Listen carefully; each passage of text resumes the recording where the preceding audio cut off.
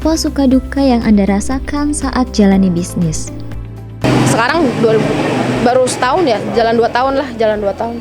Iya, jalan 2 tahun. Dukanya yang sekarang apa yang dulu? Ya, dari awal sampai sekarang ya. Dari awal, iya, dari awal yang dirasa dulu. Ya dulu. Kenapa?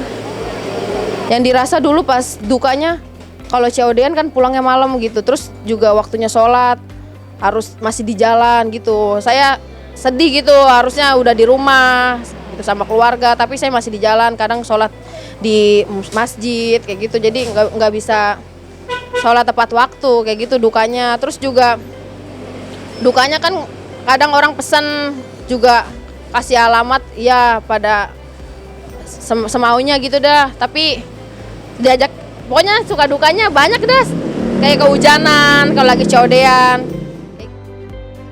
Bagaimana ide cerita nama bisnis Anda? Idenya refleks aja gitu kan, pedes gitu, geledek ya udah pedes gitu. Terus kalau Neng Sherly nama saya sendiri, karena saya sampai segede ini juga sama orang tua saya masih Neng gitu. Menurut Anda, pentingkah berbisnis di usia muda? Penting banget, kalau bagi saya penting banget ya. Kalau orang udah ngerasain dagang, usaha, pokoknya berbisnis apapun itu pasti ketagihan. Soalnya bisnis itu nggak ada yang matok rezekinya, orang nggak ada yang tahu rezeki kita berapa, pendapatan kita berapa. Terus juga berbisnis itu kita bisa beli apapun yang kita mau tanpa harus kayak mikirin nanti kalau kerja kan inilah itulah, karena duitnya kita udah ketahuan segini. Tapi kalau berbisnis itu kita nggak ketahuan rezeki kita berapa, karena juga dari nabi kita juga dulu nggak ada yang bekerja, nabi kita juga dulu semuanya usaha, berdagang lah gitu. Makanya saya berdagang dari zaman dulu. Sulitkah memahami bisnis di usia muda? Kalau itu enggak, saya nggak pernah pusing, karena gimana sih udah jadi hobi. Kalau udah hobi tuh biar pusing kayak gimana tetap kita nikmati, karena udah suatu hobi kita kayak gitu. Saya itu berdagang tuh bukan tuntutan dari siapapun, bukan dari harus kayak gini diatur siapa, enggak. Saya itu emang hobi saya itu. Jadi mau pusing kayak gimana juga nggak ada kata pusing buat saya. Pokoknya saya alhamdulillah sih sampai sekarang, dari zaman dulu nggak ada rasa pusing apa gitu berdagang. Menurut Anda, pola pikir seperti apa yang harus dimiliki oleh kaum muda untuk mulai berbisnis? Ya gunain gadgetnya buat hal-hal yang positif. Kan sekarang juga banyak gadget digunain buat online, jualan online.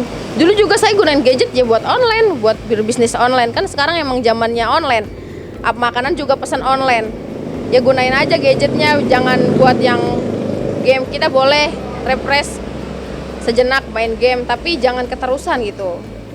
Karena hidup ya semakin lama ya harus emang pakai online gitu. Gimana sih gadget gitulah, nggak jauh dari gadget. Ya udah, sekarang gadget juga bisa kan digunain buat berdagang. Kenapa enggak gitu? Kenapa malah yang game-game kayak gitu yang nggak ada manfaatnya lah buat saya gitu, apalagi nggak menghasilkan duit. Karena saya mah pokoknya apapun itu selagi bisa jadi duit, pasti saya jadiin duit kayak gitu. Apa yang sudah Anda dapatkan dari hasil bisnis Anda? Alhamdulillah saya udah bisa kebeli mobil secara cash ya.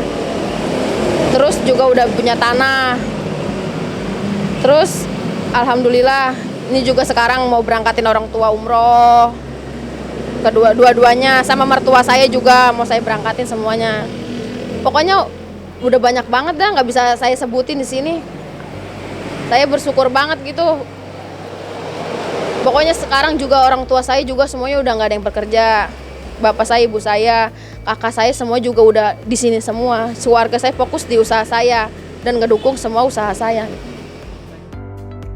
Apakah berbisnis di usia muda itu mudah?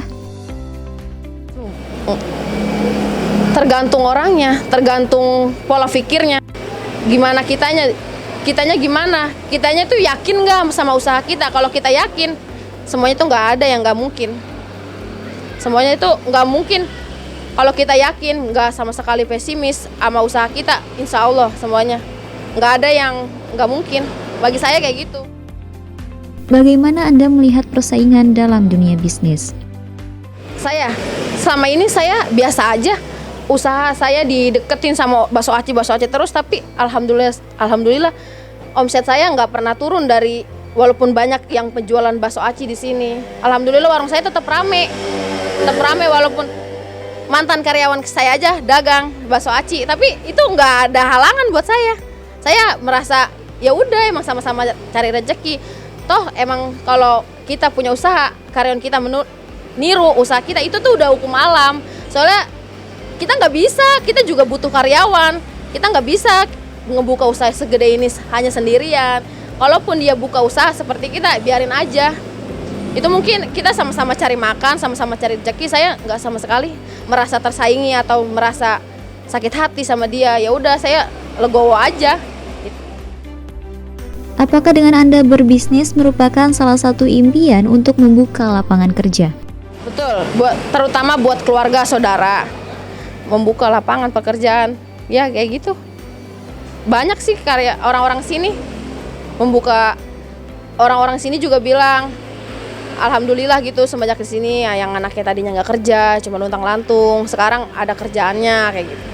Ya, kebahagiaan, terutama sih bikin orang tua bahagia dulu ya, yang paling utama itu. Ya selebihnya ya saya menikmati, alhamdulillah pokoknya saya bahagia banget punya usaha ini, walaupun pas waktu dulu cuma dagang bakso gitu banyak yang remehin saya gitu, tapi sekarang alhamdulillah saya bisa bangkit gitu. Saya juga nggak pernah menghiraukan omongan orang kayak gitu, karena tujuan saya ya saya pengen usaha gitu yang lebih, pokoknya maju dah, lebih maju dari mereka yang dulunya ngata-ngatain saya lah gitu.